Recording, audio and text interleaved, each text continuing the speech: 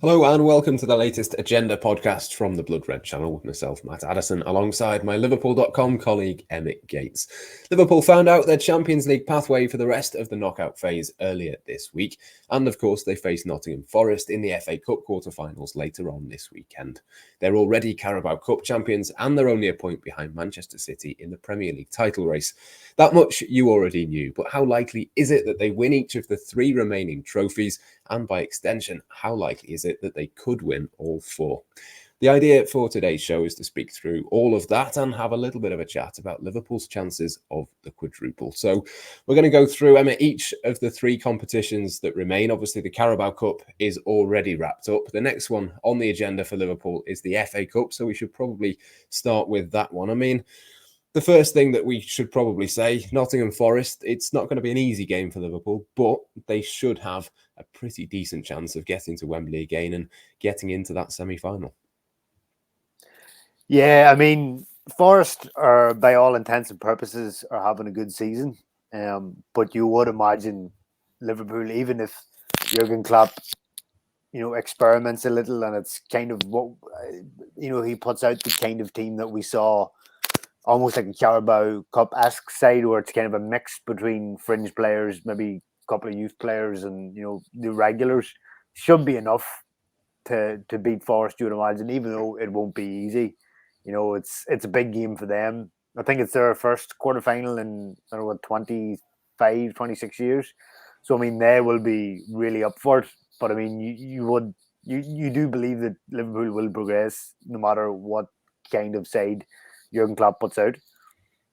Yeah, they've already knocked out Arsenal and Leicester, haven't they, so far this season, Nottingham Forest. So not an easy one for Liverpool, but one that you'd expect them to get through. As we record this, obviously we don't know the results of Manchester City and Chelsea's games either. They're still in the competition. Are they the two other sides that you think could possibly win the FA Cup? Are they the ones that you kind of got your eye on? If it's not going to be Liverpool, it's probably going to be one of them, isn't it?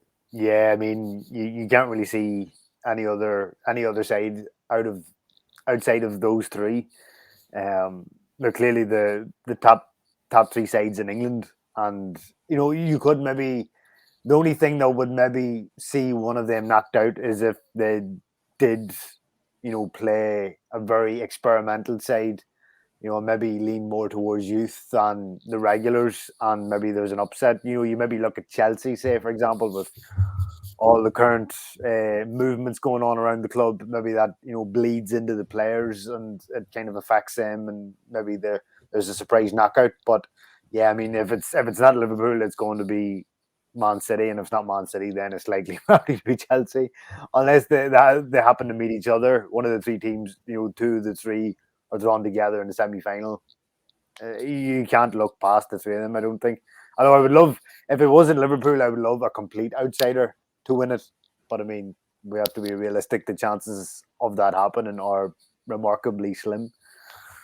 Yeah, absolutely. I think Chelsea big favourites. Obviously, they play Middlesbrough away from home. Probably a similar kind of game, really, to Liverpool and Nottingham Forest. One that you'd expect them to win, but isn't necessarily going to be particularly easy. Southampton for Manchester City, they've caused them a few problems, to be fair, in recent times. Not the easiest fixture for them. You'd probably fancy them to go through there, though. The draw for that is just before Liverpool play, so they'll know actually before they kick off against Nottingham Forest who their semi-final opponents might be. And I think that's it, isn't it? The draw is going to be really important. You mentioned it yourself there. I've written something this morning on that kind of the kind of look that you need in terms of the domestic cups. If you look at the teams Liverpool have had so far in the competition, Shrewsbury, Cardiff and Norwich, all at Anfield so far in the FA Cup. If you compare that to previous seasons, they've had to play Wolves and Manchester United and Chelsea. I mean, the draw plays a huge part in this, in the Carabao Cup as well. That's a big part of it that we sometimes maybe don't give Liverpool the credit they deserve in some ways, in that Manchester City quite frequently in the past have had maybe slightly easier draws. Liverpool have got Premier League teams. I think that's probably part of the reason that they've not been particularly successful under Jurgen Klopp in these competitions as well. Yeah, I mean, it's people always say, the luck of the draw. That's kind of what people always want in cup competitions. You want a couple of relatively so-so challenges early on to kind of get you deeper into the competition. And I think too, Jurgen Klopp's always had a weird relationship with the FA Cup. I mean, he's never. If I'm right in saying that Liverpool have never got this far in the Klopp era. They've usually went out, as you said, they've always generally got a tough draw, and they're usually out third round or fourth round. So I think I'm right in saying this is the furthest that they've got in the Klopp era. So it would be nice for him if he could, go all the way to Wembley and pick up the other, because he had never won the Carabao Cup either, and now he's got that in his collection this season. So it would be nice if Klopp could, tick off the other domestic trophy, cup trophy, have it under his hat. And so I mean, and the draw is always, as you said, was it last season Liverpool got Man United, and they produced it was a really, really good game, and I was like, what, the third round, if memory serves right. A lot happens in a year. It's hard to keep track of competition. It was Manchester United last year. The year before, I think, was Chelsea. The year before that was Wolves. So it's always been a tricky one, hasn't it, for Liverpool? Yeah. So it's nice that this year, the route to this stage has been it's been a hell of a lot easier than Man United, Chelsea, Wolves. So and now Liverpool have got to this point. It's kind of where you do see teams, especially teams that are on the top four, they tend to take it a bit more seriously because there's not many teams left. And the draw, I think, plays a big part. If you can kind of get to this stage without using a lot of your key players, obviously with Liverpool fighting in, 4 competitions, rotation is key. So if you can kind of get by the earlier rounds without having to use your, the likes of Mohamed Salah, Sadio Mane, from the get-go, it makes life a bit easier. And so the draw in that respect has definitely been a lot easier for Liverpool this season. I think the other thing that helps as well is that they've kind of got the squad now, haven't they? You look at Manchester City, there's realistic conversations that you can have now about Liverpool's squad probably being a little bit stronger, maybe a little bit more rounded than what City have got. So I suppose that's a big thing as well, isn't it? I mean, I know you're not the biggest fan in the world of Takumi Minamino, but most of his 9 goals have come in the domestic cup competitions. I mean, even someone like him, there's a chance that he won't play against Nottingham Forest, of course, but if he did, he's still of that level that you think could do something. There's not just him as well. There's Joe Gomez. There's other players as well that can come in. Liverpool have the squad now to match the very best teams in the world. Yeah, exactly. And I mean, even though, as you say, I'm not the biggest fan of Minamino, you could expect him to come in and do a job against Forest, because it's got to the, as Jurgen Klopp has said, like the likes of Minamino, Origi, they're very good footballers, but Liverpool now at this point in time have, footballers that are just at another level, and that's no knock on Minamino and Origi, but Liverpool just their starting 11 is of such high quality that they just can't get in the team. But it doesn't mean they're bad footballers. They're just at a certain level. So the likes of Minamino and Origi, Joe Gomez, they can certainly come in against Forest and do a job. And Liverpool, should win. Maybe not comfortably, but you still should say they should win.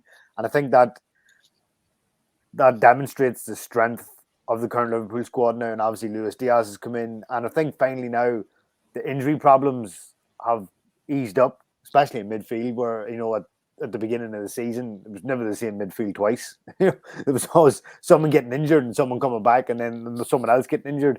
Obviously Trent's out for a couple of weeks, but yeah, Liverpool squad is, you maybe for the first time in the Klopp era, you could say Liverpool have the best squad in the league.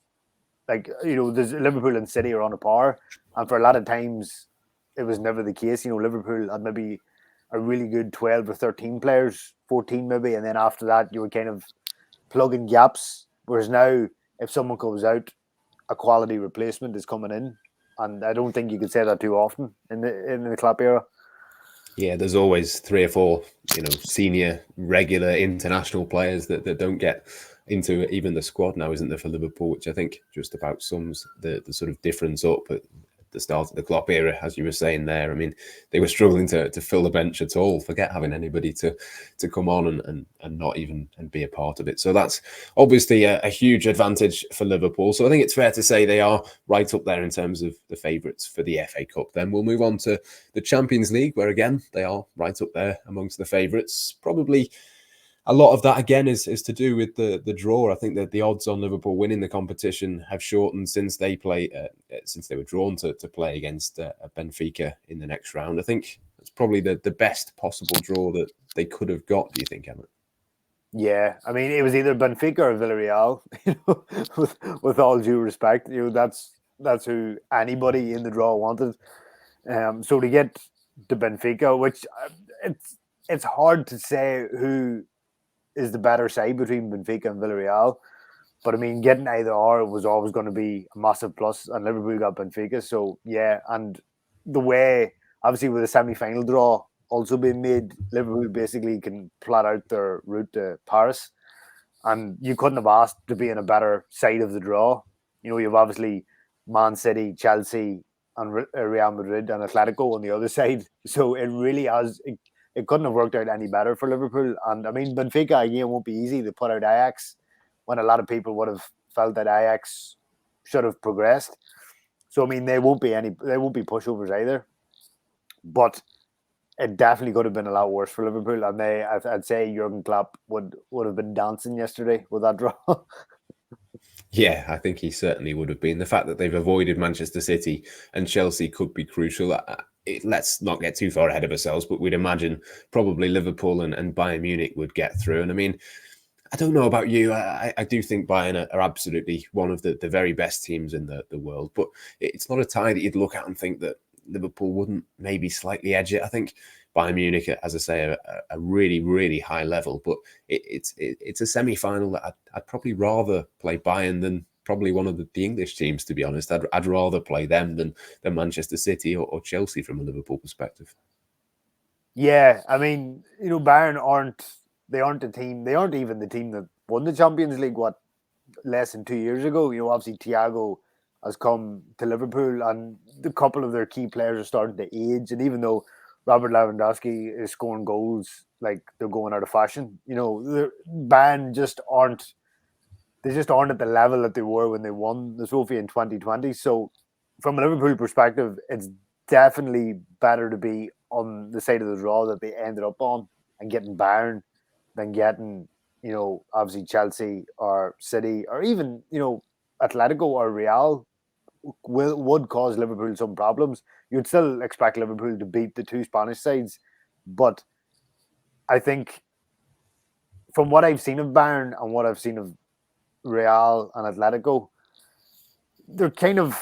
I would say it would be more difficult for Liverpool against two of the Spanish sides, maybe, than against Bayern.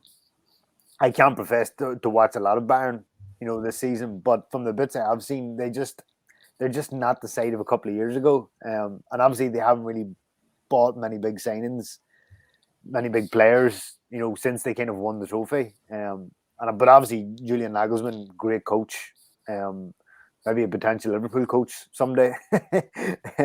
So I mean, you definitely can't underestimate Bayern, but they're not the Bayern of 2020.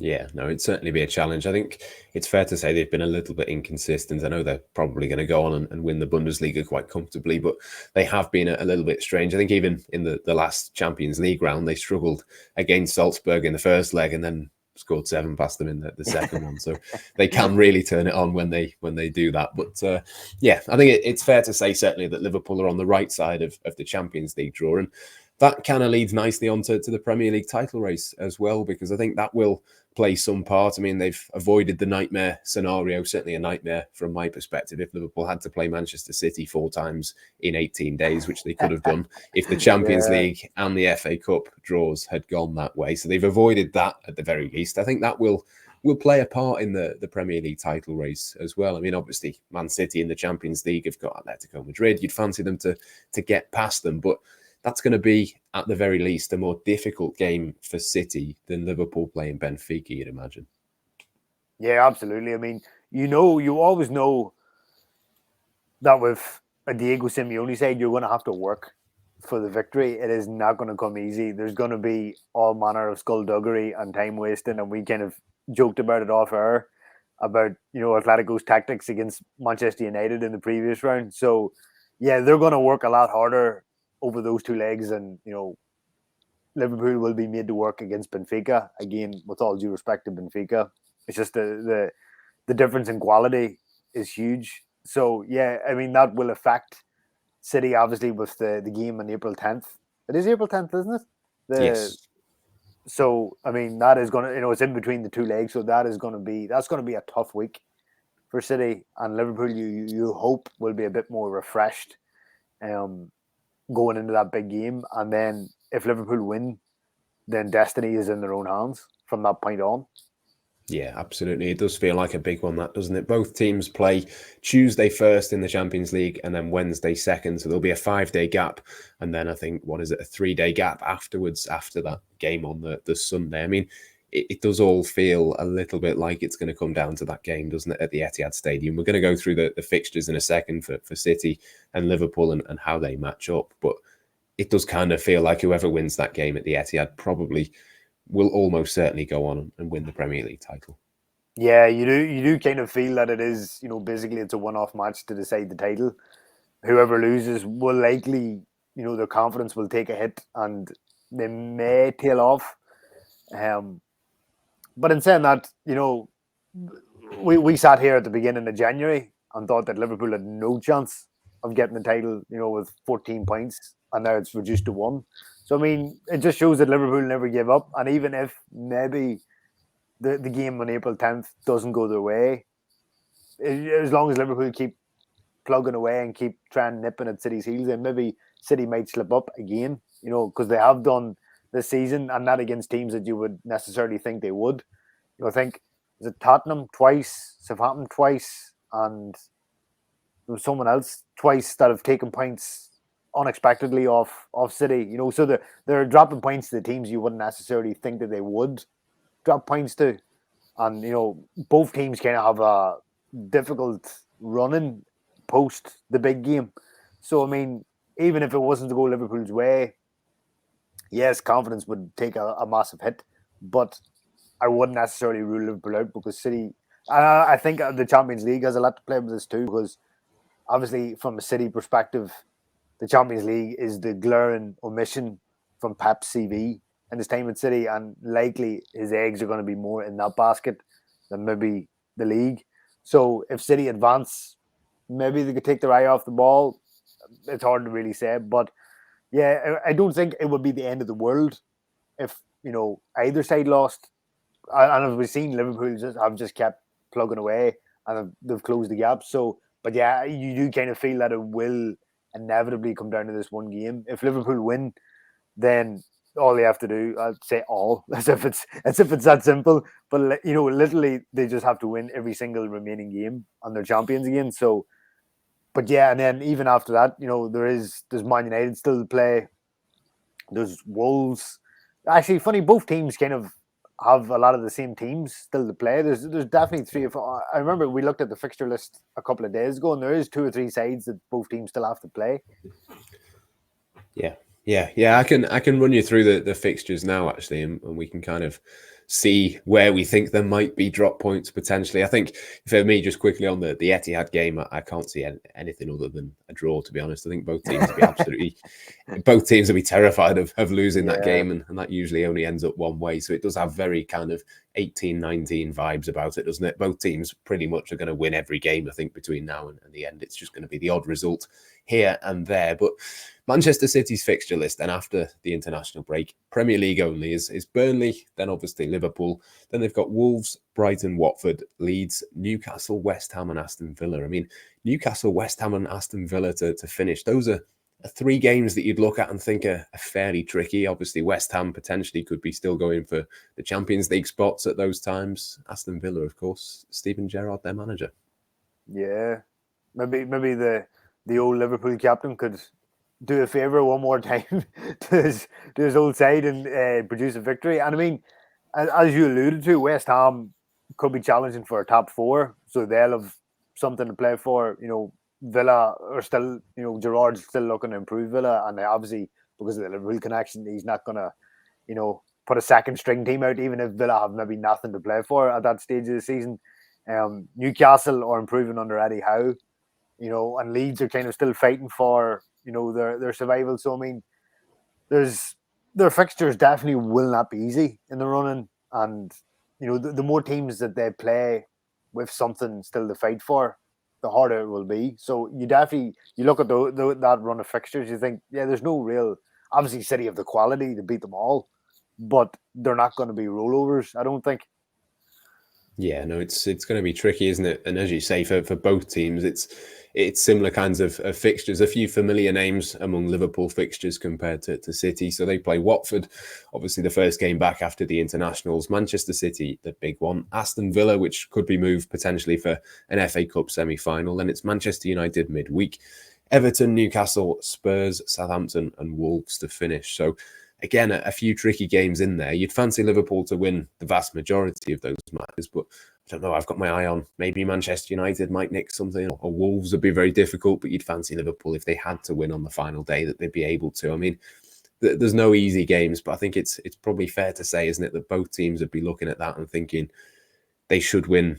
If they win all the games apart from that April the 10th one between each other, whoever does that, whoever makes the least errors is going to be Premier League champions. Yeah, exactly. And you would say that maybe the two easiest games for Liverpool is probably United and Everton, considering the form of both. But I mean, again, it's you do kind of think the Champions League will affect both sides and how far they advance. And obviously, with Liverpool being in the easier side of the draw, they could be in a position. It's more beneficial to them because Liverpool could rotate. Maybe for the likes of Benfica, maybe say the second leg, the first leg, kind of like what we saw with Inter. The first leg Liverpool had more or less the game wrapped up. Second leg, Liverpool didn't have to go full throttle. The same could be repeated with Benfica, where the second leg is not immaterial, but the pressure isn't on. You could rotate. So Liverpool should go into the league games a little bit more refreshed, say, than City, where it will be a slog against Atletico.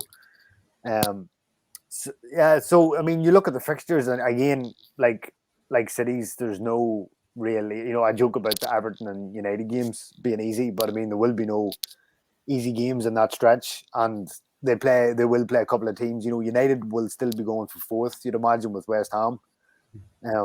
And you've Wolves are pushing for a Europa League spot. So again, like City, there's no Liverpool have no real, you say, yep, foregone conclusion. But I think the Champions League and how far both sides advance will definitely play a factor. But then again, as we've said, it will likely come down to that April 10th showdown.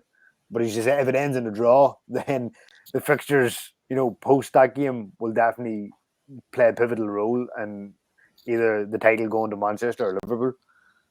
Yeah, absolutely. All to play for at this moment in time, then, isn't it? For both Liverpool and Manchester City, as Liverpool obviously chase 4 trophies, Manchester City chasing all 3. I think it's fair to say, certainly, that Liverpool right up there among the favourites for each of those individual competitions. Just finally, Emmet, just before we do finish, I mean, we've spoken through each of the likelihoods for each individual competition. Winning all 4 trophies this season is almost impossible. No one has ever done it before, but Liverpool probably have as good a chance as anybody ever has.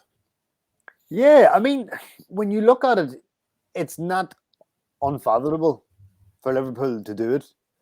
I mean, the FA Cup run, there's only 3 games left from here to the final.